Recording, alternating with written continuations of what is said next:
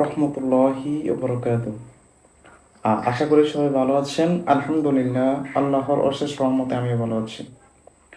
আজকে আমার আম্মুকে নিয়ে কিছু কথা বলবো ইনশাআল্লাহ।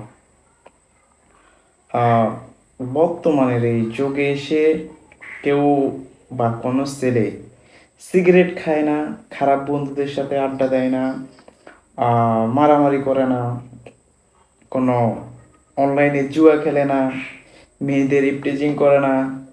হ্যাঁ, এই কাজগুলো থেকে দূরে আছে, কিংবা হারাম সম্পর্ক করে না, এই কাজগুলো থেকে দূরে আছে, এটা বিশ্বাস করা কঠিন। তবে বিশ্বাস করতে হবে, এরকম মানুষ আছে। তার পিছনে একমাত্র অবদান তাদের মায়ের। আজকে আমি আমার আম্মুর ব্যাপারে, আম্মুর সম্পর্কে কিছু কথা জানাবো আপনাদেরকে। আমি যখন প্রথম শ্রেণী থেকে পঞ্চম শ্রেণী পর্যন্ত পড়ি, তখন আমি পড়তাম হচ্ছে যে বরগাছতলা প্যারাডাইস কিন্ডার গার্ডেনে, ওই স্কুলে। তো আমার বাড়ি থেকে কিন্তু ওই স্কুলটা এত বেশি দূরে না, আপনারা হয়তো সবাই জানেন। আমার আম্মু দিয়ে আসতো, নিয়ে আসতো, অনেক সময় দাঁড়িয়ে থাকতো, অপেক্ষা করতো। তখন ক্লাস 1 থেকে 5 পর্যন্ত বাজার সম্পর্কে আমাদের তেমন কোনো ধারণাই ছিল না। বাজারে হয়তো টুকটাক যাইতাম, একটা লিস্ট ধরিয়ে দিত যে এই জিনিসটা আনো, দোকানে যাইতাম, টাকা দিতাম, নিয়ে আসতাম। পঞ্চম শ্রেণী পর্যন্ত। এখনকার ছেলেরা তো 1 2 কিংবা 4 5 উঠলেই বাজার চিনে যায়, কিংবা 4 5 উঠলে তো ফ্রেন্ড কি জিনিস, সিগারেট খাওয়া কি জিনিস সবই জানে, সবাই সিগারেট খায় অনেকে। আমরা তো এমন ছিলাম না। এর একমাত্র কারণ আমার আম্মু খুব কঠোর মানুষ ছিলেন, খুব রাগী মানুষ ছিলেন, খুব সহজ সরল ছিলেন। আচ্ছা, যখন আমার প্রাইমারি সার্টিফিকেট পেয়ে গেলাম, যাক, তখন হাই স্কুলে উঠলাম, ভাবলাম যে এবার একটু স্বাধীনতা পেলাম। 6 থেকে ক্লাস 10 পর্যন্ত আমার আম্মু আমার কোনো বন্ধুদের সাথে তেমনভাবে কোনো বাজারে আড্ডা দেওয়া, বাড়িতে গিয়ে পিকনিক করা, কোনো কিছুই করতে দেয় নাই। আম্মু আমাকে একটা সময় বেঁধে দিত যে সন্ধ্যা মাগরিবের নামাজের আজান দিবে, মসজিদে নামাজ পড়বা, এরপরে বাসায় চলে আসবা। আমিও চলে আসতাম, তবে 2 1 দিন হয়তো বন্ধুদের সাথে আড্ডা দিতাম, কিংবা বসে থাকতাম বাজারে। মানে এত কল দিত যে কেউ বিরক্ত হয়ে যাবে, তখন আমিও বিরক্ত হতাম। কিন্তু এখন আলহামদুলিল্লাহ, আল্লাহর কাছে শুক্রিয়া আদায় করি যে তখন যদি আম্মু এই কলগুলা না দিত, তাহলে আজকে যতটুকু সঠিক আছি, যতটুকু আছি, ততটুকু থাকতাম না। হয়তো আমিও 8 10 জনের মতো সিগারেট খাইতাম, মেয়েদেরকে টিচিং করতাম, অনলাইনে জুয়া খেলতাম, খারাপ ছেলেদের সাথে আড্ডা দিতাম, বাজারে রাত রাত অন্যদের বন্ধুদের বাড়িতে কাটাই দিতাম, মায়ের কথা শুনতাম না, এলাকার কাউকে দাম দিতাম না, এমন হইতে পারতো। আর আমাকে তখন আমি ফ্রি ফায়ার খেলার সম্পর্কে তো আপনারা সবাই জানেন। আমি তখন ফ্রি ফায়ার খেলতাম আমার বন্ধুদের সাথে। এমনকি আমি তো জানেন 9 থেকে আমি প্রাইভেট পড়াই, তখন স্কুল জীবনে আমি প্রাইভেট পড়াইতাম। আমার অনেকদিন প্রাইভেটও মানে যাইতাম না, ফ্রি ফায়ার খেললাম, বন্ধুদের সাথে আড্ডা দিতাম।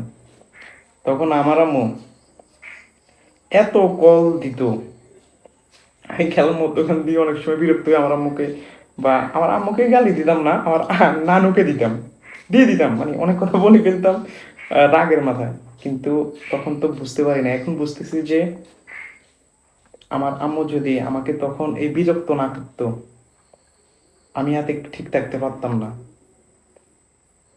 আমার আব্বুর অবদানও আমার অনেক আছে আমার জীবনে, কিন্তু আব্বুর সম্পর্কে আমি আরেকদিন বলবো। আব্বু হয়তো ঢাকা থেকে আমাদেরকে ইনকাম করে দেশে টাকা পাঠায়, আমরা চলাফেরা করি। কিন্তু আম্মু যদি আমাদেরকে না শাসন করতো, চোখে চোখে না রাখতো, তাহলে আজকে আমরা এতটুকু সঠিক থাকতে পারতাম না। আলহামদুলিল্লাহ, যতটুকু আছি, যা আছে আম্মুর কারণে আছি। তখন আম্মু দশম শ্রেণী পর্যন্ত তো একটা সময় বেঁধে দিয়েছে যে মাগরিব নামাজের পর বাজার থাকা যাবে না, আমরাও থাকতে পারতাম না। আমার মনে আছে ক্লাস 9 বা 10-এ হবে, 10 হবে মনে হয়, বা 11-এর দিকে হবে। আহ, আমি আমার বন্ধু ফয়সাল পণ্ডিত বা কাউসার পণ্ডিত হয়তো সিনান পণ্ডিত বাড়িতে, আমাদের বাড়ি থেকে কিন্তু বেশি দূরে না, একটা পার্টি করবে। আমার সময় ছিল, সময় বেঁধে দিয়েছিল রাত 12টা পর্যন্ত। আমি বলছি যে ঠিক আছে, তো আমাদের সব কিছু কুটাকাটি আয়োজন করতে করতে রাত 12টার মধ্যে আমরা রান্না বসাইছি মাত্র। আমার আম্মু আমাকে ফোন দিছে যে তুমি এখনই চলে আসতে হবে বাড়িতে। আমিও দেরি করি নাই, আমিও চলে আসছি। আসলে তখন হয়তো বিরক্ত বোধ করতাম, আমি জানি যে তখন যদি আমি না আসতাম অনেক মোবাইল দিত, কল দিত, সবাইকে বিরক্ত করতো, ওই জন্য আমি চলে আসছি। এখন বুঝতেছি আম্মু যা করেছে সঠিক করেছে।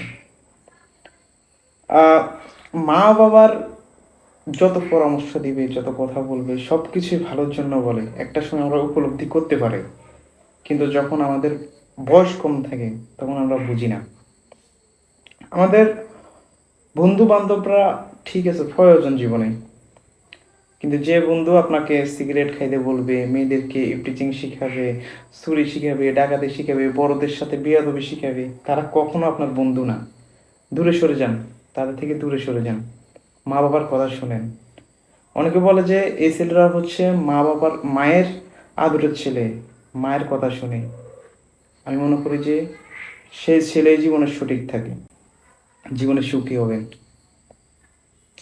এবং কি আমার মা আমাদেরকে যেভাবে মানুষ করেছে, আলহামদুলিল্লাহ, আল্লাহর কাছে শুক্রিয়া আদায় করি, মায়ের জন্য দোয়া করি, আল্লাহ তাকে হায়াত দান করুক, অনেকদিন আমাদের মাঝে বাঁচিয়ে রাখুক। আমি আতিক যতটুকু ভালো আছি, এই দুনিয়ার যত খারাপ কাজ আছে, খারাপ কাজ থেকে দূরে আছি, তার পিছনে সবচেয়ে বড় অবদান হচ্ছে আমার মায়ের।